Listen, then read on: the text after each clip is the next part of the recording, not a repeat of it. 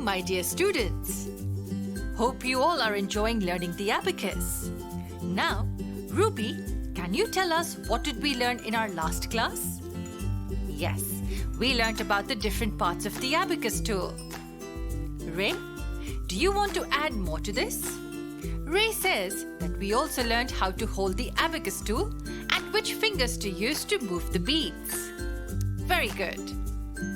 Now that we're familiar with the tool, let's get our hands on understanding how to place the numbers on it. Are you all excited? Great! Before starting with the session today, I need you all to maintain a separate notebook for this course, okay? Keep a pencil and a ruler handy. Alright then, the topic we're going to cover today is understanding the placing of numbers on the abacus tool. Go on, copy the title in your notebook. Now, look closely at this pattern. Can anyone make a guess and tell me what is it?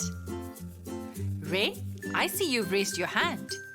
Tell us, what is it? Yes, you're right. This is the rod of the abacus tool. Now, can you guess which rod of the abacus tool it represents? It is the units rod. I want you all to draw this pattern 10 times in your notebook. You can draw it in vertical or horizontal arrangements. And this is how it should look.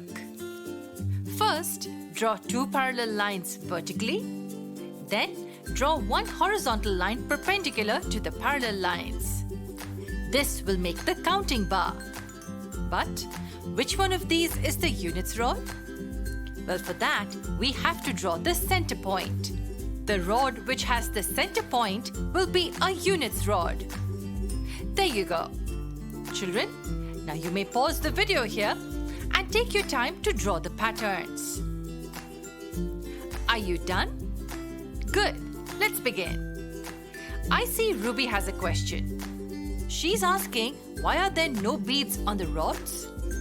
That's a good question, Ruby. We have no beads on the rods because we're going to draw them as we understand the placing of numbers. Don't worry, your queries will be resolved once we start drawing the beads. So, boys and girls, we are going to learn to place the numbers on the abacus in 3 ways. First, we will understand the numbers on our fingers, second on the abacus tool, and third one in our books. Keep your pencils ready. We will start with the first set of numbers in our next video. Until then, you make sure you're ready with the patterns.